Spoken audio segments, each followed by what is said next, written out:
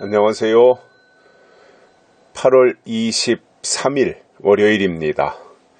한 주간을 새롭게 시작하는 날, 첫 발짝 떼놓는 순간부터 하나님의 은총이 함께 하시기를 바라고요.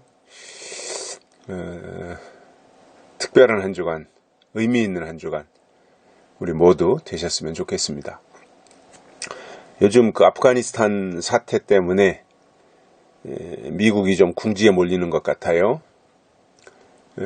미국의 입장에서는 저렇게 아프가니스탄의 그 탈레반들이 정부를 저렇게 쉽게 금방 장악할 줄 몰랐고, 또 아프가니스탄 정부군이 저렇게 쉽게 항복할 줄 몰랐을 거예요. 그러다 보니 그냥 쫓기는 신세가 되었죠. 이제 도망치는 신세가 된 거예요. 미국이 얼마든지 이제 할 일 다 했다. 이제는 아프가니스탄 정부에다가 모든 것을 맡기겠다라고 하고, 이렇게 다 모든 걸 인수인계하고, 그리고 떳떳하게 빠져나갈 수 있었는데, 이상하게 일 처리하는 거 보니까 이번에 굉장히 좀 우왕좌왕하다가 너무나 쉽게 탈레반한테 당했어요. 일격을 맞은 거예요.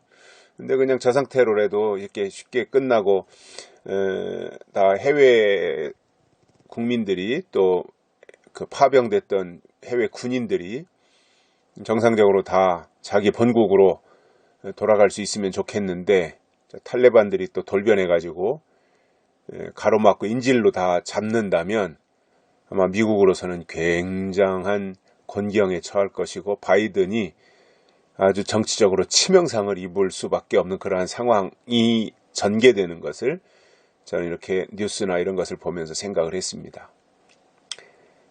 이 사악한 세력들이 그렇게 호락호락하게 하지 않거든요. 자기들의 정체를 숨기고 다 할 것처럼 말로는 약속해 놓는데 돌변하는 거예요. 미국 같은 나라는 약속하면, 미국이라는 나라가 약속한 것은 지키니까 다른 나라들도, 다른 세력들도 약속한 것을 지키지 않겠는가 이렇게 생각했는지 모르지만 그것은 오산이었던 거지요. 북한이나 중국이나 저 탈레반이나 IS나 이러한 사람들은 얼마든지 거짓말도 할 수 있고요. 말을 바꿀 수 있는 사람들이에요. 비정상적인 거죠.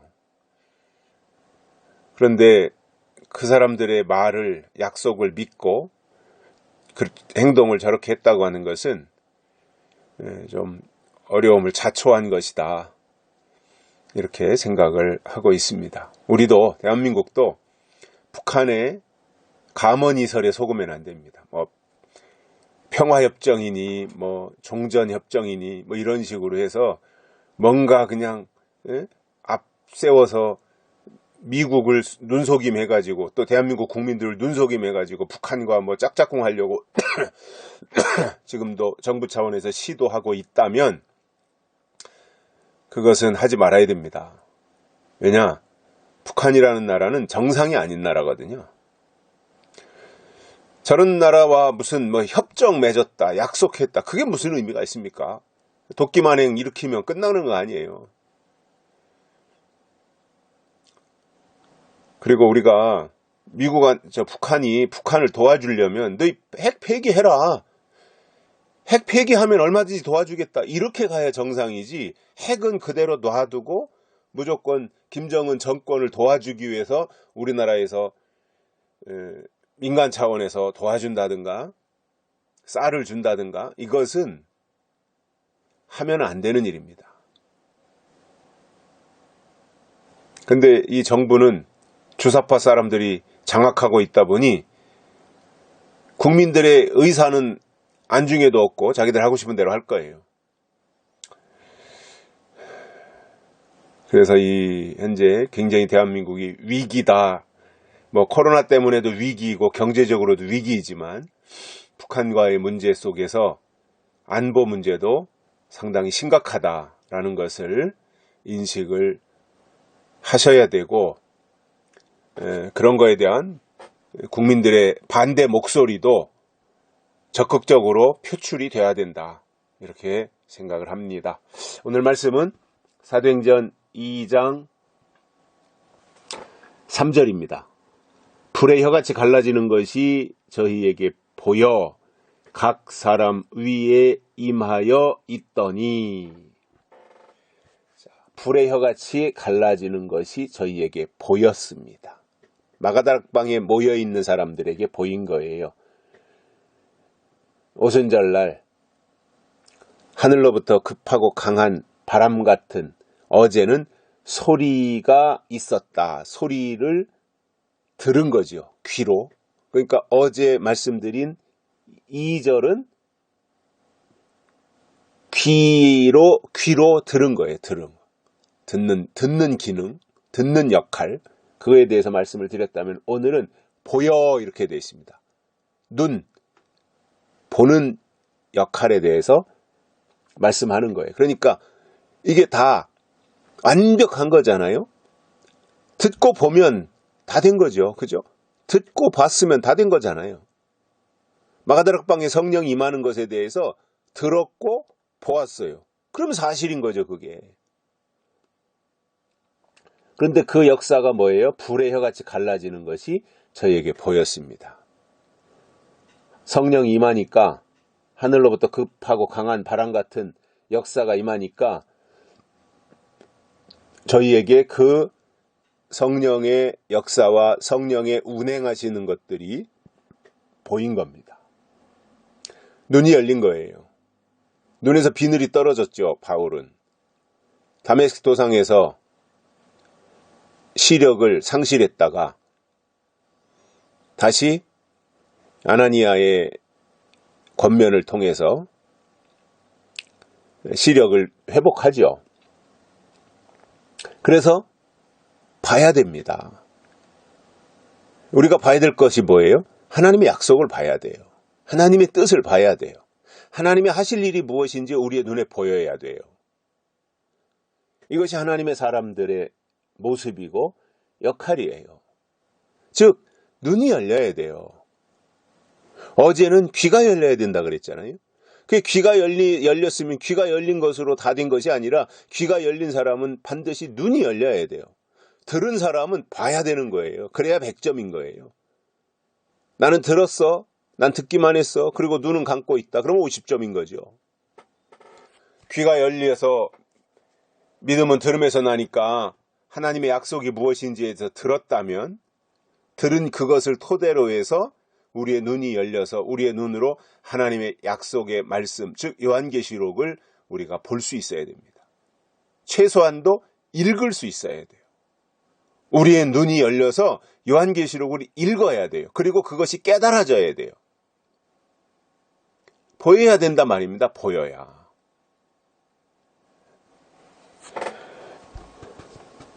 하나님이 하시는 일이 마가다락방에서 성령의 운행하시는 것을 통하여 120문도의 눈이 열려서 본 겁니다. 본 거는 사실이에요. 그리고 봤으면 그는 증인인 거예요. 들었고 보았으면 현장에 있었던 사람이잖아요. 그러면 그게 증인인 거죠. 아무개가 이렇게 말합디다. 이건 증인의 자격이 없어요. 그냥 자기가 들은 거지. 근데 내가 그 현장에 있어서 현장에서 들었고 현장에서 봤다. 그러면 그건 증인의 자격을 갖춘 거지요. 그래서 요한계시록은 사도 요한이 반모섬에서 하나님이 이리로 올라오라고 하시는 말씀을 듣고 올라가서, 즉 영적인 차원이 높은 차원, 하나님의 차원으로 올라가서 거기에서 본 것을, 그리고 들은 것을 기록한 것이 요한계시록이에요. 보고 들은 거예요. 계시록은, 사도 요한이. 그러면 오늘 우리도 사도 요한이 보고 들은 것을 기록했다면, 우리는 그 기록된 말씀을 통해서 그 내용을 볼 수 있어야 됩니다. 그리고 들어야 됩니다. 이것이 한 영인 거예요.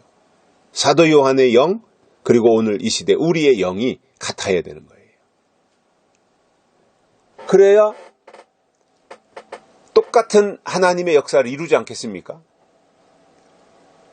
사도 요한이 보고 들은 것을 기록했고, 우리는 이 시대에 사도 요한이 기록한 그 내용을 우리가 다시 보면서 사도 요한이 그때 당시에 어떤 영성을 가지고 이것을 듣고 보았는가를 우리가 계시록을 읽으면서 또는 계시록의 설교를 들으면서